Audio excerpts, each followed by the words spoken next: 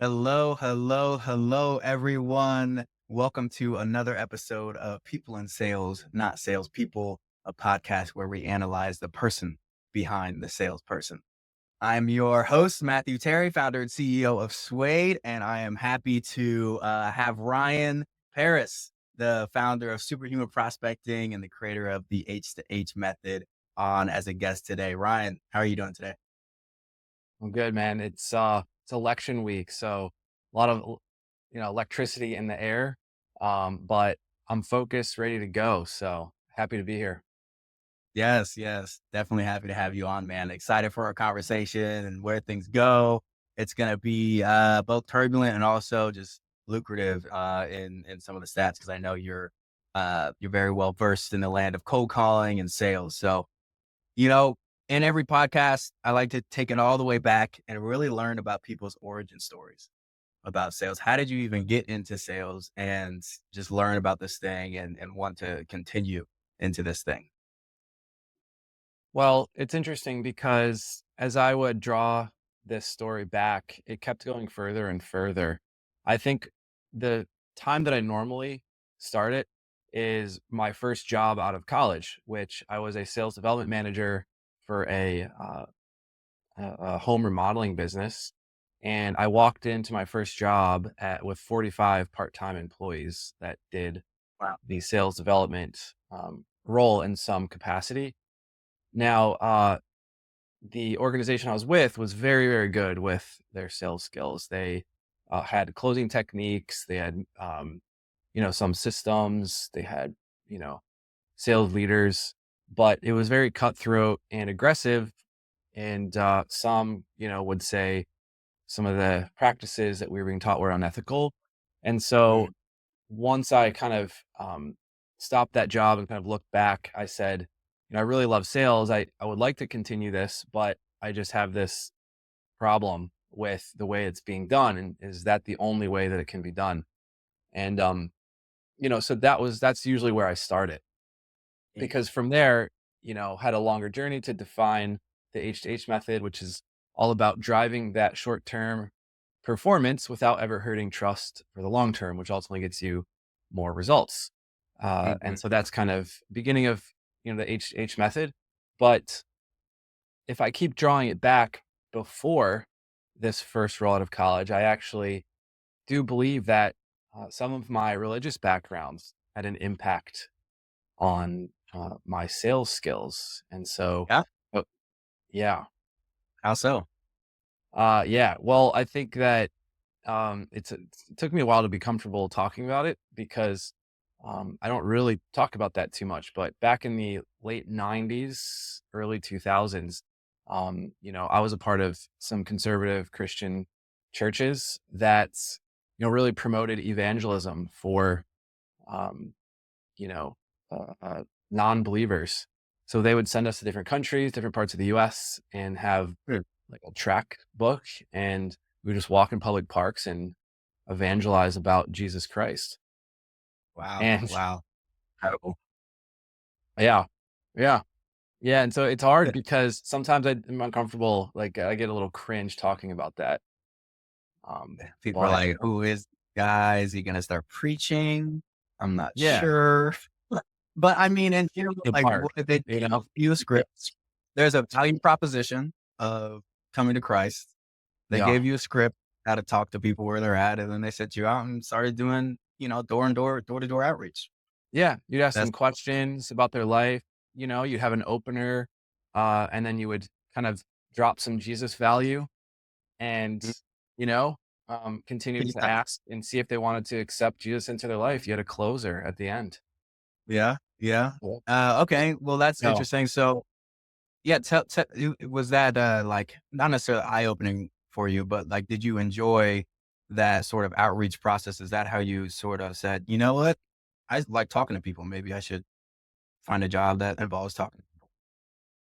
It's a good question because I think at the time, what I'm thinking is I wanna be a good Christian boy and Mhm. do my job. Yeah.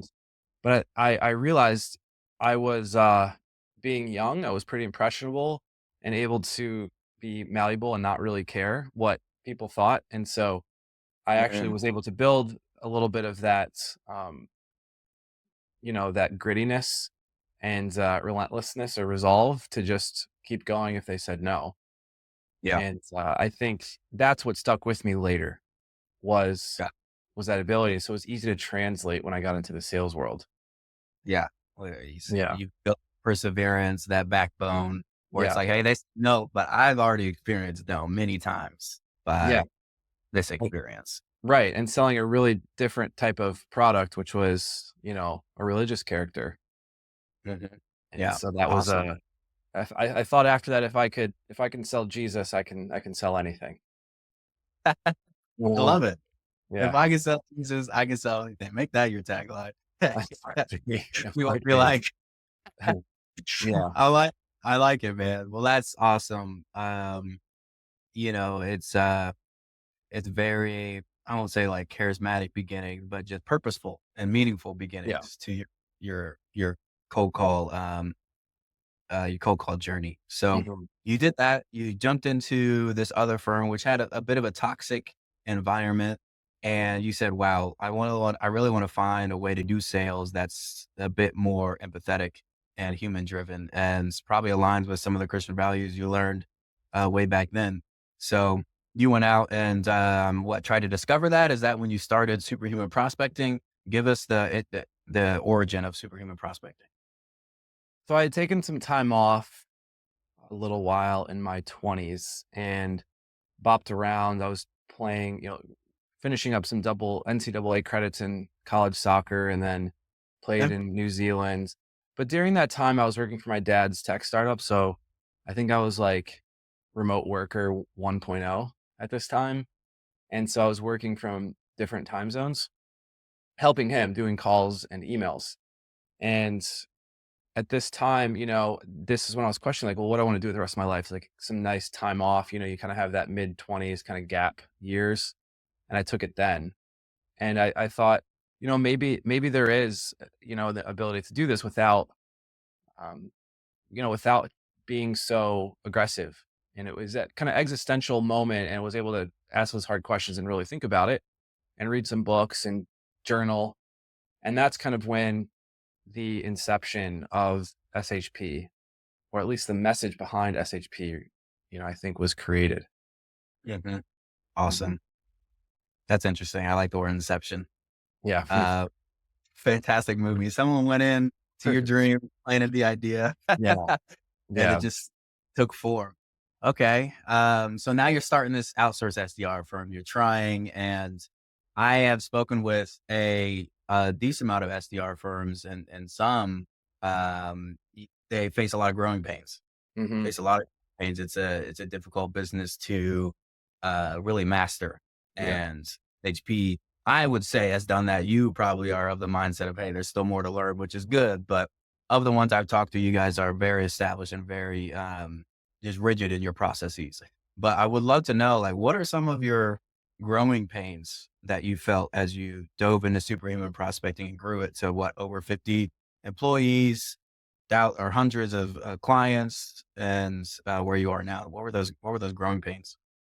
Well, I think at first the question about what are we was one that lasted quite some time because in fact before superhuman we were called essentially RPMC, which is kind of my initials and the word marketing thrown in there. And I had really taken anything at the top of the funnel. So we were doing event marketing and working for companies at trade shows. So we were kind of staffing those and learning the product. We were doing consulting and I did a ton of sales copywriting, emails and calling. And then we started to get some work in outreach because cold outreach, because people said, hey, we like this sales copy. We like this training that you were, giving us. And we would really just would like you to do it because we don't actually want to. And We thanks for great. This is great, yeah, man. yeah. So I'm like, wow, well, I'm looking back, I'm just saying, my dream was to be a sales consultant, but I said, and they wanted me to be a telemarketing business. And I really had to think, well, yeah, it's not my dream. It was never my dream to be a telemarketing business owner. I mean, imagine that, it's every kid's dream. But I think that it was an opportunity to be the best at calling, I said, this whole philosophy that was created underneath it, was, is there a way to get high results without hurting trust? Because and then the whole purpose was to build trust. How do you build trust with the market in process, product, and person? And so that's really the beginning. And so to answer your question about struggle, you know, I think that was the original struggle. Like, what are we? Mhm, Was, yeah, we had this great manifesto, but how do we transition that into a scalable business? And I mhm. I think that was finding that was challenge number one. Yeah, Yeah. and I can completely understand that journey that you guys went on, and also the client's desire to have someone who's an expert who's teaching them how to cold call to just do it Yep. for them. And I talk to a lot of small, medium businesses, and when I mention cold calling, they're like, "Oh, our reps aren't good at it, da da da da da da." And then I mention outsourced SDR firms and educate them on what they do, and they get excited. They're like, "Oh, I know cold calling can work. It's just hard to implement it within our business. And if someone else could cold call on our behalf, that's huge, right?" So it's definitely a need and a want for sure. Yeah.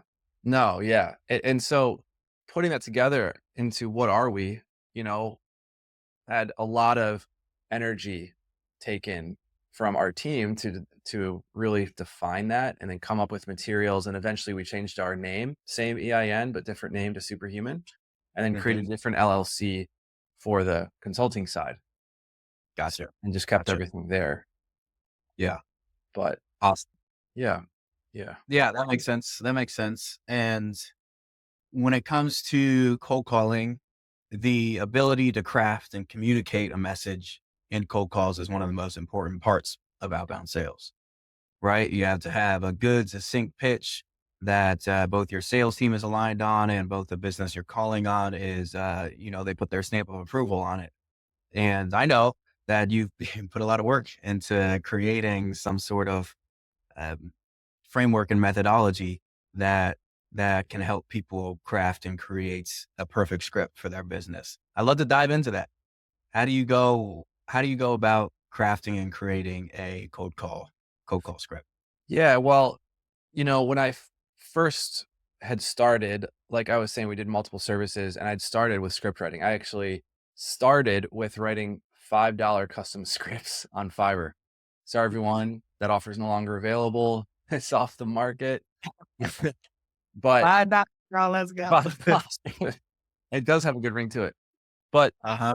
I don't think that was our, that was never going to be the bread and butter, at least until because I don't think people realize how important scripts are, and I realized that early on that it was gonna take moving mountains to show that. Well, I think in the beginning when I was writing scripts, regardless if it was for just that purpose or for our team calling, I was very sales oriented in my Mm, strategies. So I was very mm, much about technique, the conversational framework, and really using those power skills that you learned with my upbringing in sales, with that the remodeling company I was with, and with books, it was all about the technique, closing techniques, and getting them to agree, mhm. and just not doing it in a way where you were lying or trying to like get them to catch them. And but as time went on, it was more product led. So we were taking those same frameworks, but then putting in, we had good bones, but we had to put in better meat. And I think we that's how it's evolved. So I think that says a lot about the process of writing a really good script, is that you have to have strong bones of a conversation, because Mhm. conversations never go the way that you think. And so it seems counterintuitive, but in fact it's more of a guardrail to remember your checkpoints on a call, Mhm. and that allows you to remember what's important so that you don't go off the track and start talking or word vomiting where you can lose your prospect, Yeah, that makes you know? sense. Yeah, yeah, you gotta have those good bones, and when it comes to the process of understanding what good bones even are, like that beginning sort of like the components to create good bones. Talk to us about that. So this is the reason why I said, let's go with Superhuman, because we would have the opportunity, unlike a lot of other sales consultants and folks who are studying calling, to call for every market in the B2B space. I mean, you consider there's feasibly, and I would say generally 50 markets of origin, general markets of origin. So I'm thinking like, you know, business services, right? Like IT, accounting, law, right? To like SaaS. And then there's sub markets of those. So it's like MarTech, FinTech, you name it, government tech. Mhm. Then you have logistics and then manufacturing, and then you have distribution. But if you really count the main industries, there's about 50. And then you have about 50 or plus markets of target. So you really have like an exponential amount of combinations, Mhm. right? And so because you can combine all those. So it's like, well, are we really studying markets, or is there something else that you can identify in having that kind of mass data? And it has to do with the way that humans connect from 0 to 1. Good. And so it's really about people and personas and how they respond. And so Good. if you've learned through calling that your goal is not to sell the product or service, it's actually to separate it and look at your goal is to spark interest in the product or service and then sell the next step. And that is a natural kind of law that's been identified in what works or converts highest for years. Then you can start to then isolate that conversation and say, okay, based on these personas or business types or the position that these people are in, what are the general ways that they respond best, and document that. And you start to see a pattern. And then you identify that pattern, label it, and separate it. And then you have another pattern, and that one kind of evolves. And so the frameworks, we probably developed a new one about every year and a half to 2 years. And Nice. so we have about 5 right now, and it's still growing. Still growing. That's incredible. Yeah. You've dove into every single industry that you all can conceive of, and just figured out what worked for both that industry and that persona type, and put that into this framework that's full of components and Yeah. philosophy and um, specific structure. If you guys want, read Ryan's book, Trust Call. It breaks down the components of a cold call and will really help you all upskill your cold call messaging skills. So I've read it. It's fantastic. Just a Little little plug. plug for you. Yeah, a little plug for you. In it, I did want to talk about, Of if you're course, comfortable with everything, talking yeah. about the elements that make a good both like cold call and cold call campaign. You speak about it's important to have product relevance and the right person. Talk to us about some of those pillars to success there. Yep. So, we identified that there are to make a good methodology, make a solid cold call methodology, there's facets you need to digest.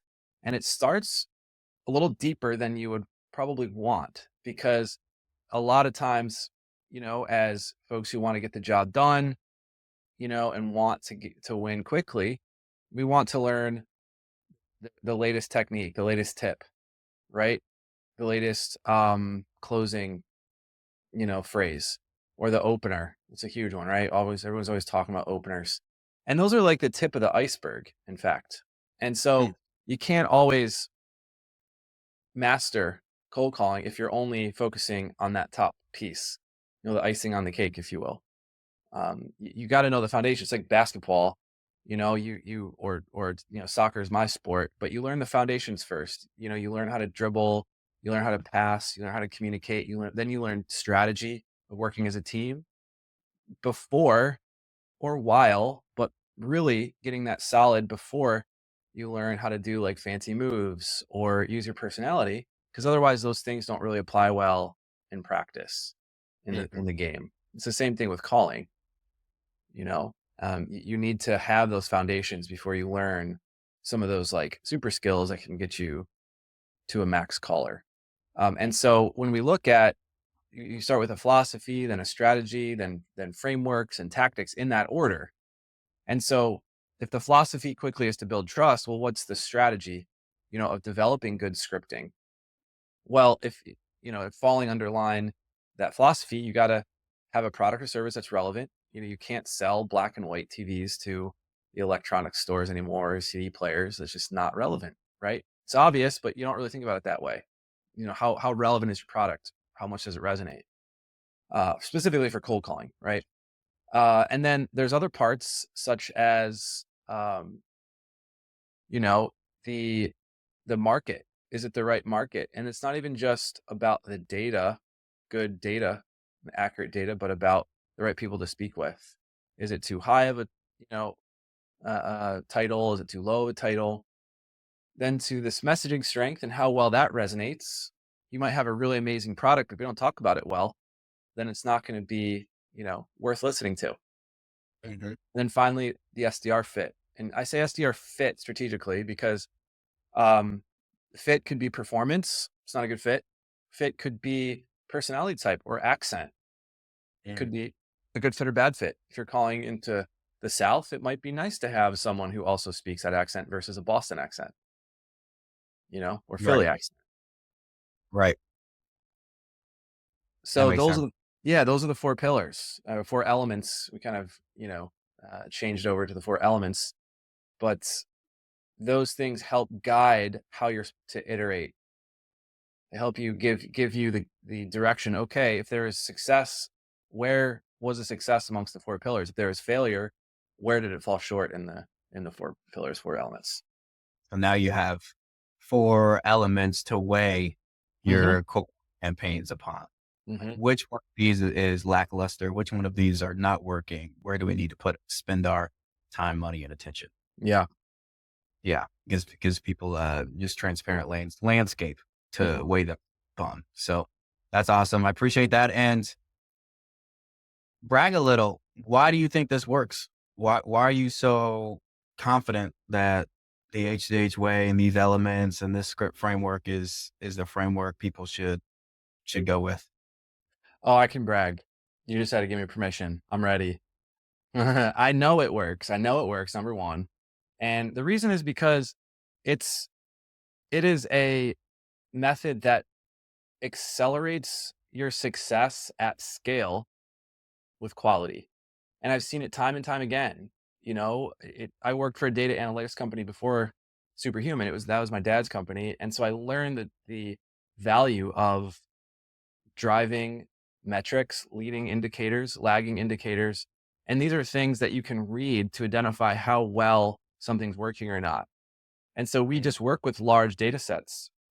And so it's easy to see that when you have these frameworks and you as the expert have seen them work, and then you transpose them into a way for other salespeople to learn that method, then they can learn that. It goes into their muscle memory. You take a product or service, you input it in there, and then they can go to the market very quickly and get appointments the first day that they're calling on it. And I see it day after day, year after year, you know, I guess coming up on a decade of that continuously working. Mhm. And I think the more that we're in it, the more nuanced we get and more successful we're becoming with it. Mm. And so, Building more. yeah, it 100% works. And I will also say, can confidently say that there is no other methodology being used at this scale in any outsourced company. And I can't say for sure in any other independent business, but I know that even companies like, I try to read as many books as I could and methodologies as I could. I can't find any that's this prevalent. Yeah. I do see that there are folks who have like insurance, cold calling because they have a really good insurance background. And I think those guys are doing well. Their methodology is being used, like, say, for insurance companies. I just don't have any data on that, but there's Mhm. nothing being outrightly publicly discussed about being used as a method than ours. And so there's a, Yep. there's a brag for Appreciate that. you. That's good. Yeah. It's proven And you all, as superhero prospecting, are constantly hiring new people, constantly hiring new clients, and Yeah. implementing this strategy within those clients and those people, and seeing that success. So there you have it. There you have it. It works. Last topic I want to talk about is coaching, because not every sales rep is going to be perfect at the beginning. And also, it's important to know how the people, the SDR fit, is fitting within your organization. You may know that that's a problem, the SDR fit, but how do you actually go about increasing the SDR fit, or just that SDR's performance? So talk to us a little bit about what data you look at, and um, how people can pick and choose the data points that they use to coach their teams. I would firstly say that part of H to H and why I love the H to H method is it's not just about calling. It's actually about anywhere you can find performance and people, you can apply the H to H method. I mean, the underlying philosophy is that uh, you are attempting to maximize ultimate performance without ever hurting trust with the people. And that's the Mm, receiving end and also the ones executing, mhm, you know? And so that philosophy in and of itself, you start to think, well, what do the top performers in the world do? And you can look at books from, studied organizations such as Jim Collins did a lot of that. Stephen Covey and, you know, Zach Reese and, some of these, um, really amazing authors. Then you can take that to all the way to sports. And so when you look at coaching, you can apply those things and what we've learned at the HH method to coaching. And so when I think of coaching cold callers and I think of how to build a really good cold call team, I think the number one thing that make the biggest impact right away is knowing how to find and hire the right talent. mm, That's probably 50% of the battle. I mean, look, I'm not going to sit here and say that the method is going to be this like silver bullet and it's 80% of all of your problems. People can figure out scripts and things, especially if they have superstars. yeah. But what's cool about the method is that once you kind of pick that talent, even if you don't have the most amazing talent, I do think that a method can bring it to a level that's sustainable and brings an ROI. Mhm, Because what it does, it ensures that there is something that's already been studied and proven to be successful that allows sales reps who are willing, able, and have the natural raw skills to apply into something that's already been done for them. And so that's kind of that's right away. yeah. Um, but then once you're in the seat, now you're managing them. So it's like picking them out and then now you're managing and leading. Then you have to have those KPIs, those leading driving indicators. So for instance, our top 3 KPIs that we look at for our team for quality, not necessarily quantity, that's separate, are decision maker connect rate, appointment setting rate on the amount of decision maker connections or conversations. We consider those the same thing. And then number 3 is the overall appointment setting rate on number of activity or dials that they make. Okay. Because look, that gives you so many different insights into what could possibly be going on. Is it a gatekeeper issue and not knowing how to navigate? Is it a technology issue they don't have control over? All the Mhm, way down to what are they doing with those conversations once they get them on the phone? gotcha. Those are good. Yeah. Those are your 3 KPIs Three that you look KPIs. at, adjust or, weigh the quality of a salesperson. Yeah. And like at the beginning, the most important part is hiring and picking the right people for the team. That's good. Awesome. Well, I appreciate you diving into these topics and schooling us on all things with script writing and coaching. The last question I like to ask everyone on the podcast is, what does it take to be a good salesperson? What does it take to be a good salesperson? Like, yeah, like to sell me this pen almost, almost. I would say what it takes to be a good salesperson is a level of grit that's a mental grit because you have to be okay with rejection and you have to keep going even harder sometimes when there is rejection. And that can be opposite of what you're feeling or, you can be not really feeling like you believe this is going to work. but that Mhm, resolve gives you strength, and mhm, it gives you the ability um, to find new levels of performance. But then I would say grit, that work ethic underneath, um, mhm, probably coachability, and mm. yeah, and probably no fear. I would say that. Fearless. Yeah, you have to. And I don't mean in how Yes. you feel. I mean um, I don't mean that you don't feel fear, but you can't act on it. Yeah. You can't let it, hinder you from hitting that call button and Yeah, calling whoever's the end of the line. Just go in, have that endurance, that perseverance, yeah. fearlessness, and just crush it. They're traits. I mean, there's certainly a level of articulation and conversation you have to have, but Mhm, I would say you don't have to be an outgoing person. You could actually be a little bit more of a interpersonal, shyer, conversationalist, mhm. you know, and you can still be just as successful, or if not more, than some of the type A personalities. And that's why I stick with character traits. Yeah, I can definitely agree with that, and knowing some of the people on your team, I can definitely pick out some of the people who are just more calm with their tonality, but can still buck a ton of meetings, right? They still have Yeah. that fearlessness out that type A. "Yeah, yeah, how you doing?" Yeah. It, Yeah. the like you said in the opening here, that these are people in sales, not salespeople. Mhm. And sales is character traits and a commitment to process more than it is a personality type. Agreed. Well put. Well put. Awesome. Well, thank you for hopping on, Ryan. How can people find you and get a hold of you or find some of your information and your content? Yeah, I'm on LinkedIn. I'm trying to post, as much as I can. So definitely find me there. You can always, I put my phone number and email on the Superhuman website, but I'm happy to provide it here, in the post that you see. And I take all cold calls. I take all text messages and emails. So Oh, awesome. Well, yeah, thanks for being open for people to communicate with you. And thank you again for hopping on this podcast, man. I'm excited to have our audience review and listen to this. A lot of good stuff here. amazing. Yeah, great to meet with you. All right. Till next time.